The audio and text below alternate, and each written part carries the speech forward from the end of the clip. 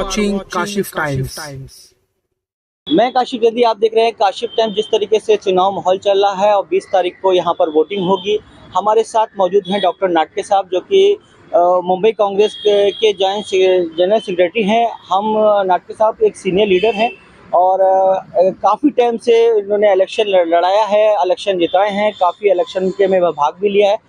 हम डॉक्टर नाटके साहब से पूछेंगे कि जिस तरीके से इस वक्त चुनाव माहौल चल रहा है, क्या लगता है किस तरीके से आप सीट निकाल पाएंगे? कांग्रेस का इस वक्त बहुत सख्त वक्त चल रहा है, ऐसा कहा जा रहा है। देखो, सबसे पहले उत्तर मुंबई में मैं आम जनता की बात कर रहा हूँ, उसको कोई भी पॉलिटिक्स से लेना देना नहीं। ऐसी जो पब्लिक है, बराबर, इन पब्लिकों के अंदर, जनता के अंदर ऐसा अभी फीडबैक माहौल मिल रहा है कि इस बार जनता ने तय किया है कि हम लोग कांग्रेस को जिताएंगे उत्तर मुंबई में, उत्तर मुंबई जिला के अंदर।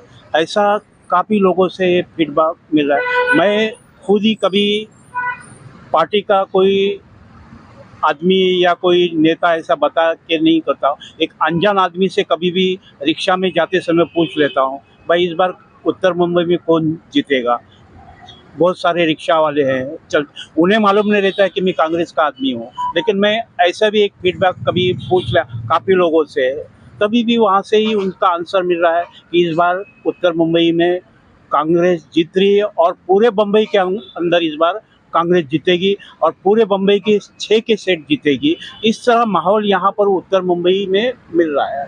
और दूसरी बात है कि हम लोग अगर उम्मीदवार की बात करेंगे तो उम्मीदवार यहाँ का लोकल उम्मीदवार भूषण पाटिल, ये कांग्रेस के लोकल उम्मीदवार है, यहाँ के भूमिपुत्र हैं और हमेशा एक साधारण आदमी है जो कभी भी भेदभाव नहीं करते, सादा आदमी है। एक कॉमन आदमी अगर जाएगा, उससे बात करेगा तो मिलेंगे। अभी यहाँ पर जैसे अभी बीजेपी के जो उम्मीदवार दिए हुए हैं, ये पहली बार तो बाहर के उम्मीदवार हैं, लोकल है ही नहीं। और पब्लिक को एक शंका हो रही है कि अगर ये जीत के आएंगे तो ये पब्लिक से मिलेगा कि नहीं मिलेगा, या पूरे दिन दिल्ली में ही बैठा रहेगा। जिस तरीके से कहीं ना कहीं पीयूष गोयल जी जो सामने आपके फाइट में है, कांग्रेस के फाइट में, तो वो एक तो मंत्री रह चुके हैं और एक हाई प्रोफाइल शख्सियत है, तो उसके सामने भूषण पाटिल जी जो भी फर्स्ट एमपी का इलेक्शन लड़ रहे हैं, तो क्या लगता है कि मतलब, क्योंकि एक्चुअली ये बीजेपी की रिजर्व सीट बनी जाती है। आप भी एक सीनियर लीडर हैं, कांग्रेस के सीनियर लीडर हैं, आपने बहुत उतार चढ़ाव देखा है, कांग्रेस का उतार चढ़ाव देखा है, बीजेपी का भी चढ़ाव देखा है, आप क्या कहते हैं? देखो, आज कोई भी चुनाव के अंदर चाहे कितना ही बड़ा तुरुम खान होने दो, ऐसे बहुत सारे जो बड़े उतार चढ़ाव करते हैं, ऐसे बहुत सारे तुरुम खान भी, उनकी भी यहाँ पर हार हो चुकी है। आप यहाँ पर चैनल वाले हैं, आपने देखा होगा कि बड़े बड़े नेता पर यहाँ पर भी हार गए। तो जैसे पीयूष गोयल है, भले मंत्री रहे, तो उसका कोई बात नहीं। आज बीजेपी की आप देखते हो कि सारे बातों में महंगाई से लेके कई तरह की जो आज उनके सामने जो कठिनाई है पब्लिक के सामने, तो यहाँ पर लोग उसको देख रहे हैं कि हमारे आज 10 साल में आज पब्लिक की क्या हालत हुई है। आज पब्लिक उसको देखने वाली है और उस हिसाब से वोट करेगी। चाहे कोई भी बड़ा कोई मंत्री हो, लड़ रहा है, उससे कोई मतलब नहीं है। जिस तरीके से आपने बताया कि जैसे क्या भूषण पाटिल जी स्थानीय नेता हैं और यहाँ के भूमिपुत्र हैं, ये बात हकीकत है। भूषण पाटिल जी यहाँ के स्थानीय नेता हैं, लेकिन कहा जाता है कि जो पीयूष गोयल जी हैं, उन्होंने भी यहाँ से जो पढ़ाई करी है, उनकी पढ़ाई मुंबई में ही हुई है। और वैसे कि आपके जो मुद्दे हैं, आप जो लोकल मुद्दे हैं, उस मुद्दों को, किस मुद्दों पर लेकर आप यहाँ पर चुनाव लड़ रहे हैं? क्योंकि आप एक कार्यकर्ता है, आपके ऊपर बहुत जिम्मेदारी है, किन मुद्दों पर चुनाव लड़ाया जा रहा है? तो पीयूष गोयल ने अगर मुंबई से पढ़ाई किया, उसका मतलब नहीं होता है। जो आदमी कोई भी लीडर हो अपने क्षेत्र में, वो लोगों के बीच में कितने साल रहा है, कितने साल से काम कर रहा है, उसको देखा जाता है। मुंबई में पढ़ाई करने से क्या, कोई लंदन में भी पढ़ाई करते हैं तो उसका मतलब क्या हो गया कि वहाँ से वो लोकल हो गया? नहीं है। पढ़ाई करने से मुंबई से नहीं चलता। लोगों के बीच में कितने साल तक वो काम कर रहा है।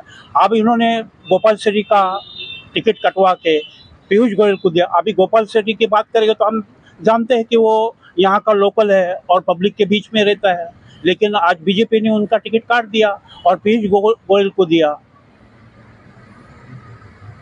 तो अभी क्या मुद्दे रहेंगे, महंगाई मुद्दा रहेगा या क्या मुद्दे रहेंगे जिस मुद्दों को लेकर आप एक सीनियर लीडर हैं तो आप लोगों के बीच जा रहे हैं, तो क्या पब्लिक का क्या रुझान है? देखो क्या है, कांग्रेस के ज़माने में जब कांग्रेस 2014 में गई तो लोगों को मालूम है कि घास के बाटली का क्या कीमत था और आज क्या है। आज कम से कम 1200 रुपया गैस का बाटला है। कोई भी खाने की चीज़ राशन से लेके देखो, कांग्रेस के ज़माने में 2014 में इसके भाव क्या, अभी सारे कोई भी आसमान के भाव चुरा। आज सोना देखो, कांग्रेस के ज़माने में जब 2014 में उसका क्या था, एक 30,000 से लेके 32,000 तोला था। आज कितना हुआ? 70,000 तोला हुआ है और 70,000 के ऊपर गया। तो यहाँ पर महंगाई के हिसाब से इतनी महंगाई हो गई कि हाथ के बाहर लोगों को, आज गरीब आदमी को जीना मुश्किल होगा। जो रिक्शा चलाने वाले, मजदूरी करने वाले उस पगार से अपनी फैमिली को पालते थे, मगर अभी वहाँ 10 आदमी अगर भी काम करेंगे तो भी उनको मुश्किल हो रहा है। हमारे साथ और भी कार्यकर्ता हैं, महिलाएं हैं जो कि अक्सर किचन में रहती हैं। हम उनसे भी बात करेंगे और महिलाएं हैं, घर चलाती है, उन सबसे भी बात करेंगे। हमारे साथ और भी लोग हैं, उनसे भी बात करेंगे। सर, पहले आप अपने बारे में बताइए, किस पोस्ट पे हैं और क्या चल रहा है माहौल इस वक्त? मैं विपुल शाह, हाँ। माजी प्रभाग समिति सदस्य, बीएमसी। क्या चल रहा है माहौल, किसके पक्ष में है दादा? सर देखिए, ऐसा है, पक्ष तो अभी बोल नहीं सकता है कि किसको वोट मिलेगा किसको नहीं मिलेगा, लेकिन हमारे पास जो कैंडिडेट है वो लोकल कैंडिडेट है और करीब करीब 30 साल से वो सिर्फ उत्तर मुंबई की पॉलिटिक्स में है। हमारे पास जो मंत्री जी को भेजा गया है, उन्होंने सबसे पहला काम ये किया, जैसे वो रेलवे मंत्री बने तो उन्होंने सबसे पहला काम किया, सीनियर सिटीजन का जो रेलवे में टिकट भाड़ा कट था, उनको 40% डिस्काउंट मिलता था, वो उन्होंने बंद कर दिया। तो सीनियर सिटीजन के अंदर वो एक रोष है। दूसरा, हमारे प्रधानमंत्री जी कभी भी महंगाई का एम भूल जाते हैं, कभी मणिपुर का एम भूल जाते हैं, लेकिन कांग्रेस के मैनिफेस्टो में कहीं मुसलमान नहीं लिखा है, उनका एम उनको याद आ जाता है। मंगलसूत्र का एम याद आ जाता है। आज 80% जनता हिंदू है जो मंगलसूत्र पहनती है और 20%, 22% मुस्लिम जनता है, उसमें से कुछ 2-4% भी मंगलसूत्र नहीं पहनते हैं। लेकिन हमारे प्रधानमंत्री बोलते हैं कि कांग्रेस आएगी तो मंगलसूत्र हम लोग मुसलमान को दे देंगे, कांग्रेस वाले। तो अगर हम 80% मतलब 40 करोड़ मुस्लिम हिंदू का मंगलसूत्र छीन के 2-4 करोड़ मुस्लिम को देंगे तो बाकी का डालेंगे कहाँ? तो प्रधानमंत्री को जो चीज बोलनी चाहिए, यही प्रधानमंत्री 2013 में बोलते थे। आपने मंगलसूत्र की बात करी तो साथ में ये भी कहा गया कि आपके पास अगर 2 भैंस होगी तो एक हाँ, वो अगर मुझे मुद्दे में आता हूँ, आप बोल रहे हो, मैं मुद्दे पे ही आता हूँ कि हमारे प्रधानमंत्री ने पहले क्या बोला 2013 में कि मनमोहन सिंह। हमारे प्रधानमंत्री कभी मणिपुर पे बोले तो मौन हो गए, महंगाई पे बोले नहीं बोले। आज भी महंगाई का प्रश्न है, महंगाई पे उनका एम आई बंद हो गया, तो वो भी मनमोहन सिंह है, वो सिर्फ बोलते क्या है राम मंदिर। अब मेरे को एक बात बताओ, 3 दिन के पहले हमारे प्रधानमंत्री का एक बहुत बड़ा स्टेटमेंट आया कि अगर इंडिया गवर्नमेंट बन गई, पहले तो बोलते थे 400 पार, तो हमारा तो किधर नंबर ही नहीं था। तो 2 फेज का चुनाव के बाद में उनको इतना तो कॉन्फिडेंस आ गया कि इंडिया गठबंधन रेस में तो आ गया है। तो अभी हमारे प्रधानमंत्री बनेंगे या हमारी गवर्नमेंट बनेगी जो उनके हिसाब से बन रही है, उन्होंने कबूल कर लिया ये चीज बोल के। तो उन्होंने बोला हम राम मंदिर की जगह पे अस्पताल बना देंगे। भैया, हम राम मंदिर, जब सुप्रीम कोर्ट ने ये चुकादा दिया है तो हम, कांग्रेस ने आज तक सुप्रीम कोर्ट का अनादर नहीं किया है, जबकि उन्होंने तो सुप्रीम कोर्ट ने जब भी बोला कि इलेक्शन कमिश्नर जो नियुक्त होगा उसमें एक रहेगा प्रधानमंत्री, एक CJI chief justice of India और विरोधी पक्ष के नेता। उन्होंने क्या किया, तुरंत ही एक ऑर्डिनेंस निकाल दिया, बोले एक कैबिनेट मिनिस्टर रहेगा जो उनका, एक प्रधानमंत्री रहेगा और एक मिनिस्टर रहेगा, एक विरोधी पक्ष नेता रहेगा। तो 2 वोट तो उनके हो गए। तो वो आज इलेक्शन कमिश्नर क्या कर रहा है आपको मालूम है? जब हम लोग, मैं 1977 से कांग्रेस से जुड़ा हूँ, मैं NSUI से लेके नगर सेवक तक बना हूँ। कांग्रेस पार्टी हमेशा कार्यकर्ता का ध्यान रखती है। सबसे पहला तो उनका ये प्रॉब्लम था कि उन्होंने कभी भी खुद के कार्यकर्ता को टिकट दिया नहीं। आज 100 उनके 300 साढ़े 300 जो उम्मीदवार खड़े, उसमें से 139 उम्मीदवार तो कांग्रेस या दूसरी पार्टी से बोरो किया हुआ है। उनके पास तो खुद के कैंडिडेट भी नहीं है।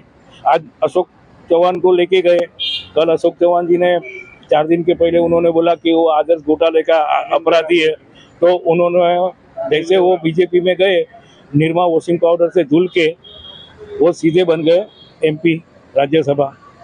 अब हमारे अजीत दादा पवार, उनके ऊपर 70,000 करोड़ का घोटाला, उनकी वाइफ के ऊपर 25,000 करोड़ का घोटाला, चक्की फिशिंग, एम फिशिंग बोलने वाले देवेंद्र फडणवीस, और MP की एक सभा में 2 दिन 3 दिन के पहले प्रधानमंत्री बोलते हैं कि अजीत पवार मोस्ट करप्टर, करप्शन, और नेशनलिस्ट कांग्रेस पार्टी को क्या बोला कि नेचुरल करप्ट पार्टी।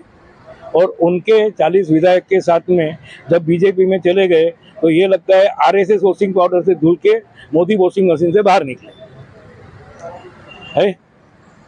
अभी जनता ये सब देखती है, और जनता का आज का सबसे बड़ा मुद्दा ये है कि मैं 2013 में 2014 में 20,000 रुपया कमाता था। आज भी मेरी आमदनी 20,000 रुपया ही है, लेकिन तभी मेरा घर 14,000 में चलता था, आज मेरा घर 30,000 में चलता है। तो मुझे हर महीना 10,000 रुपया बोरो करना पड़ता है।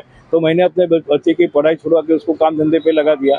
तो ये गवर्नमेंट ये नहीं चाहती है कि आदमी पढ़े, अगर पढ़ेगा तो सवाल पूछेगा, और सवाल ये गवर्नमेंट कभी सुनेगी नहीं। आज उनके ही बड़े लीडरों ने बोला, जैसे वो हमारे अयोध्या से लड़ने वाले लल्लू जी या लालू जी, क्या नाम है उनका, बीजेपी के कैंडिडेट है, उन्होंने क्या बोला, अब की बार 400 पार। क्यों 400 पार? तो बोले हम संविधान बदल देंगे।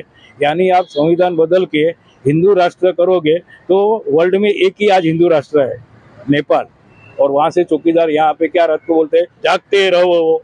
तो अभी ऐसा पोजीशन आ गया मोदी जी का कि हिंदू राष्ट्र बनाने के चक्कर में वो न हिंदू राष्ट्र बना पाएंगे न मुस्लिम राष्ट्र बना पाएंगे। जो बाबा साहेब आम्बेडकर का संविधान है उसी से ये देश चलेगा, और उसी के हिसाब से अगर संविधान में कोई भी चेंज किया तो लाठी खाने में, गोली खाने में सबसे पहले हम खड़े होंगे कांग्रेसी। हम जब गोरों से नहीं डरे तो ये चोरों से क्या डरेंगे? ये तो जो है अंग्रेजों के मुखबिर से। आप बताइए 1942 का भारत छोड़ो आंदोलन हो, 1926 का जब भी पहला लोकल इलेक्शन आया, इन्होंने बंगाल में किसके साथ में सत्ता ली थी? मुस्लिम लीग के साथ। सबसे पहला 2 राष्ट्र का थियरी किसने बोला था? वीर सावरकर, जो बोलते ये वो सावरकर ने। गोडसे ने कभी कोई अंग्रेज को गोली मारी? गांधी जी को मारी। इंदिरा जी ने अपनी शहादत दी, अगर खालिस्तान बना देती तो कभी मरते नहीं। अगर हम LTT को सपोर्ट नहीं करते, श्रीलंका को सपोर्ट करके LTT को सपोर्ट नहीं किया, अगर हम उनको सपोर्ट करते तो मद्रास में हमारा उतना एक स्टेट बढ़ जाता था। लेकिन तो कांग्रेस ने कभी तुष्टीकरण की राजनीति, आतंकवाद की राजनीति नहीं की है। आज ये लोग बोलते हैं कि आतंकवाद किधर भी नहीं दिखता है। साहब, जब चोर को आप तिजोरी की चाबी दोगे तो चोरी कैसे होगी? जब आतंकवादी प्रज्ञा ठाकुर को आप मिनिस्टर बना दोगे, MP बना दोगे, तो कैसे आतंकवाद होगा? ठीक है, हमारे साथ कुछ महिला भी हैं, हम उनसे भी बात करते हैं। जिस तरीके से आप घर भी संभालती हैं, बाहर भी जाती है, क्या लगता है किस तरीके से महंगाई इस वक्त? देखिए, अगर आप महिलाओं के बारे में बोलते हो तो 2 मेन मुद्दे आते हैं महिला के। एक तो महंगाई हो गई और एक हो गई हमारी सुरक्षा। और जब से मोदी सरकार आई है तब से आप महंगाई तो देख ही रहे कि आसमान छू रही है महंगाई। और अगर हम इस बात पे बात करें कि सुरक्षा, महंगाई और सुरक्षा की बात करें तो आज आप देख रहे हो कि कर्नाटका में क्या हाल है। एक आदमी के जो मोदी सरकार ने दिया हुआ कैंडिडेट है, एक नेशनल लेवल का कैंडिडेट है, वो प्रज्वल रवन्ना, वो उनके 2,900 से ऊपर भी उनके ऊपर सेक्स स्कैंडल के वीडियोस हैं। ओके, तो हमारी सुरक्षा कहाँ आके रह जाती है, आप बोलिए? जब भी उनके कैंडिडेट ही, जब भी उनके नेता, आज जो रेसलर्स लोग लड़ाई कर रहे थे कि हमें हमारा मतलब हम लोगों को एक्सप्लॉइट किया गया, आज उनके बेटे को भी कैंडिडेचर दे दिया है मोदी सरकार ने। तो महंगाई हो या औरतों की सुरक्षा, ये सरकार जीरो है और हम इनको बिल्कुल भी वोट नहीं करेंगे। मेरी एक ही मांग है लोगों से, देखिए ये आज हमारे आइडेंटिटी का सवाल बन गया है। उद्धव ठाकरे जी, उनके पिताश्री की पार्टी थी उनको दे दी गई पार्टी नहीं, उनको दूसरा ही एक चिन्ह दे दिया गया।